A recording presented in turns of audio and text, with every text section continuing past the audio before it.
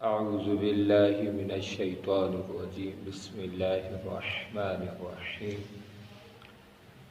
والذین یصلون ما امر اللہ به ان یوصل ویخشون ربهم ویخافون سوء الحساب صدق اللہ العظیم وصدق رسولہ النبی الکریم اللہم صلی علی سیدنا و مولانا محمد وعلی آل سیدنا و اصحاب سیدنا و مولانا محمد وبارک وسلم وصلو علیہ۔ آج کے درس قرآن میں آیت نمبر 21 سورۃ رعد کی آپ کے گوش گزار کرنا چاہتا ہوں۔ رب ذوالجلال نے ارشاد فرمایا والذین یصلون ما امر اللہ، فرمایا وہ لوگ جو جوڑتے ہیں ان سے جن سے اللہ نے حکم دیا ہے ان یوصل جوڑنے کا، یعنی ان سے رشتہ جوڑ کے رکھتے ہیں جن سے اللہ نے رشتہ جوڑنے کا حکم دیا ہے۔ وَيَخْشَوْنَ رَبَّهُمْ،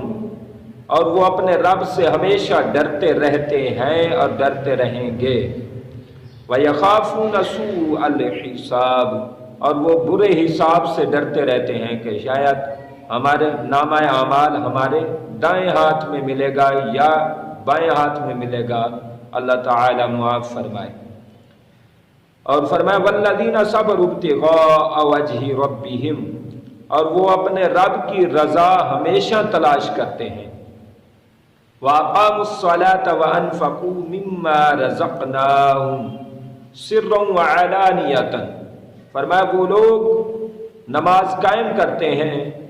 اور خرچ کرتے ہیں اس سے جو اللہ تبارک و تعالی نے ان کو عطا فرمایا ہے۔ وَيَدْرَؤُونَ بِالْحَسَنَةِ السَّيِّئَةَ، اور وہ برائی کے بدلے بھی بھلائی کرتے ہیں، اچھائی کرتے ہیں، برائی کا صلہ بھی اچھائی سے دیتے ہیں۔ فرمایا اولئک لہم عقبی الدار، فرمایا ان کے لیے جنت میں بہترین سے بہترین گھر ہوگا۔ جنات عدن یدخلونہا، اور وہ جنت عدن میں داخل ہوں گے۔ ومن صلح من آبائہم، اور وہ اللہ رب العالمین ان کے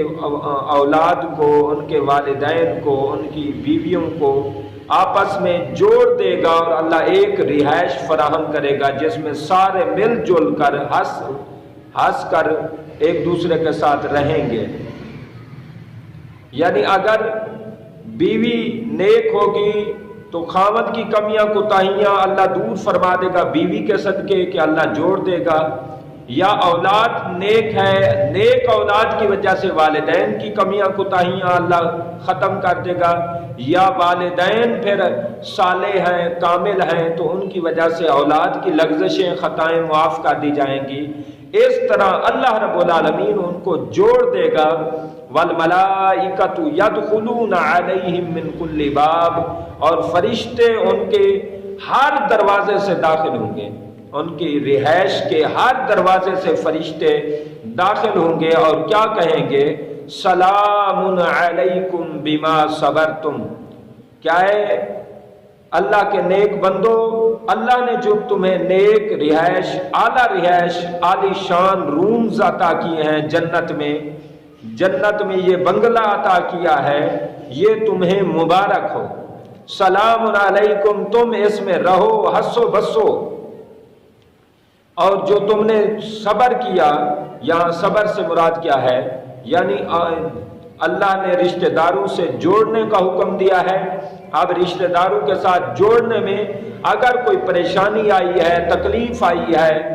اور کوئی مشکل درپیش آئی ہے تو اس مشکل پر جب بندے نے صبر کیا تو اس صبر کے نتیجے میں رب نے جنت عطا کی، جس کا فرشتے ذکر کرتے ہیں۔ فرشتے ترانے اور گیت گاتے ہوئے صبح سے شام تک فرشتوں کی قطاریں لگی رہتی ہیں، اور سارے فرشتے اکٹھے ہو کے اور مختلف ٹیمز اور مختلف جماعت اور گروہ بنا کر، ٹولیاں بنا کر ان اللہ کے نیک بندوں کے رہائش گاہ میں داخل ہوتے ہیں اور کہتے ہیں فَنِعْمَ عُقْبَى الدَّارِ، کیا اعلیٰ تمہارا گھر ہے، کیا تمہاری اعلیٰ رہائش ہے جو اللہ نے تمہیں فراہم کی ہے۔ یہ کس وجہ سے ہے؟ رشتہ داروں کے ساتھ اچھا سلوک کرنے میں۔ رشتہ داروں سے جو اچھا سلوک کرتا ہے اس کا حساب بھی اچھا ہوتا ہے، اس کا انجام بھی اچھا ہوتا ہے، اور جنت میں اعلیٰ رہائش بھی اللہ فراہم کرے گا، اور جنت میں کالونیاں ہوں گی، محلے ہوں گے، ان رشتہ داروں کے اللہ ان کو آپس میں جوڑ دے گا، اور جنت کی ہوا اور فضا معطر ہوگی اس حسن سلوک کی وجہ سے۔ اور آگے اللہ نے لمحہ فکریہ کے الفاظ ارشاد فرمائے والذین ینقضون عہد اللہ من بعد میثاقہ، فرمایا وہ لوگ جو اللہ کے عہد کو توڑتے ہیں، حالانکہ اللہ کا عہد پکا کر چکے ہیں کہ اللہ سے پکا سچا وعدہ کر کے آئے، لیکن یہاں آ کر انہوں نے توڑ دیا۔ تو اللہ رب العالمین نے فرمایا وَيَقْطَعُونَ مَا أَمَرَ اللَّهُ بِهِ، فرمایا وہ لوگ قطع رحمی کرتے ہیں جن سے رب نے صلہ رحمی کا حکم دیا ہے، یعنی رب نے جوڑنے کا حکم دیا ہے، یہ توڑتے رہتے ہیں۔ فرمایا وَيُفْسِدُونَ فِي الْأَرْضِ، اور یہ زمین میں فساد کرتے رہتے ہیں، ہر وقت لڑائی جھگڑا فتنہ فساد ہر وقت یہ برپا کر کے رکھتے ہیں۔ فرمایا ان کے لیے کیا ہوگا؟ اولئک لہم اللعنۃ، فرمایا ان کے لیے اللہ کی لعنت ہے۔ جو رشتہ داروں کے ساتھ جوڑ نہیں سکتا، رشتہ داروں کے ساتھ چل نہیں سکتا، رشتہ داروں کے میل جول نہیں رکھ سکتا، رشتہ داروں کے ساتھ حسن سلوک نہیں رکھ سکتا، اچھا برتاؤ نہیں کر سکتا، فرمایا اس کے لیے اللہ کی لعنت ہے۔ اور فرمایا وَلَهُمْ سُوءُ الدَّارِ، اور اس کے لیے جہنم میں بڑا برا گھر ہوگا، اس کا حساب بھی سخت ہوگا، اور اس کا گھر بھی، اور اس کا انجام بھی برا ہوگا، گھر بھی برا ہوگا۔ پیارے دوستو، ہم ہر کسی سے مل سکتے ہیں، ہر ایک کے ساتھ بیٹھ سکتے ہیں، ہر ایک کے ساتھ کمپرومائز کر سکتے ہیں، ہر ایک دوسرے کے ساتھ ہیلپ کر سکتے ہیں۔ ہم اگر نہیں رہ سکتے تو رشتہ داروں کے ساتھ نہیں رہ سکتے۔ رشتہ داروں کے ساتھ کیا عالم ہیں، کیا جاہل ہیں، کیا مفتی ہیں، کیا نیک ہیں، کیا اسکول والے ہیں، کیا چھوٹے ہیں، کیا بڑے ہیں، کیا بزرگ ہیں، کیا جوان ہیں، الغرض کوئی جس مذہب، جس مسلک، جس مشرب سے تعلق رکھتا ہے، ہم ہر ایک سے جوڑ سکتے ہیں، ہم ہر ایک کے ساتھ سلام دعا رکھ سکتے ہیں، ہر ایک کے ساتھ ہم میل جول رکھ سکتے ہیں، لیکن ہم اگر نہیں رکھ سکتے رشتہ داروں کے ساتھ، 90% پاکستان کی عوام اور پاکستان پبلک 90% اس اللہ کے فارمولے میں فیل ہے، اور انجام بھی قرآن کی زبان سے سنیں، جو قرآن ذالک الکتاب لا ریب فیہ، جس کتاب میں کوئی شک نہیں ہے، اس کتاب میں واضح الفاظ ہے۔ تو پیارے دوستو، ہماری وجہ کیا بنتی ہے؟ اصل میں یہ ہوتا ہے، ہماری خواتین، ہماری بیویاں چونکہ باہر سے آتی ہیں، وہ جب باہر سے آتی ہیں، یعنی اگر لاہور سے آئی، کسی دور دراز سے آئی ہیں، تو وہ بیوی آپ کے گھر میں شادی کے ذریعے آ گئی۔ اب کیا ہوتا ہے کہ اس نے تو ہمارے آپس میں بھائیوں کا آپس میں پیار نہ دیکھا، ہمارے بھائیوں کی جو آپس میں مشکلات درپیش آئیں، اور ایک دوسرے کی ہم ہیلپ کرتے تھے، اور ایک دوسرے کے ایک ہی جگہ پر ایک ہی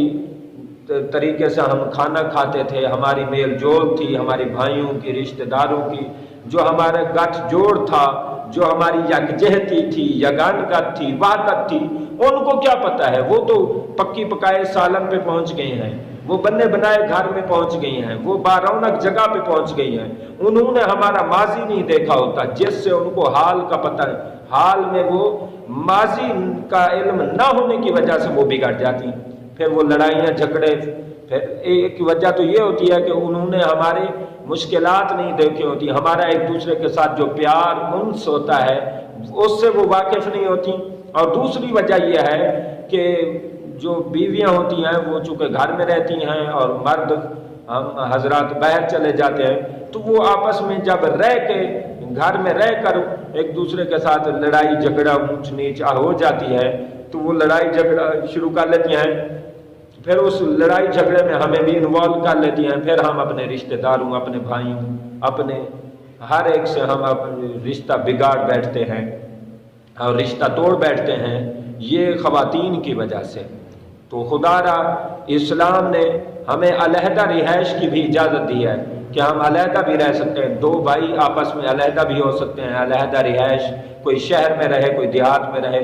جہاں بھی کوئی رہ سکتا ہے، لیکن آپس میں سلوک اور اتفاق برپا رکھیں، آپس میں ایک دوسرے کے ساتھ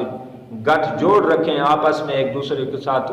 میل جول رکھیں، ایک دوسرے کے ساتھ سلام دعا رکھیں، اور آپس کی عداوتیں، بغض، نفرتیں یہ ساری مٹائیں۔ اگر جہاں بھی آپ رہ سکتے ہیں، آپ والدین سے علیحدہ بھی رہ سکتے ہیں، آپ علیحدہ رہائش بھی رکھ سکتے ہیں، یہ اسلام میں جائز ہے، لیکن کسی طریقے سے آپ فون کے ذریعے، موبائل کال کے ذریعے، کسی طریقے بھی اپنے بھائیوں سے، اپنے رشتہ داروں سے، اپنے تعلق داروں سے، ہمسایوں سے، پڑوسیوں سے اچھا سلوک رکھیں، 100% اچھا سلوک رکھیں۔ اگر تم اچھا سلوک رکھو گے، سلام علیکم بما صبرتم، اللہ فرشتوں کے ذریعے تمہارے اس صبر پر قیامت والے دن سلام، فرشتوں کی سلامی دے گا، اور رب اعلیٰ گھر عطا فرمائے گا، اعلیٰ حساب عطا فرمائے گا، اچھا انجام عطا کرے گا۔ مالک و مولا کی بارگاہ میں دعا ہے، اللہ ہمیں رشتہ داروں کی پاسداری عطا فرمائے۔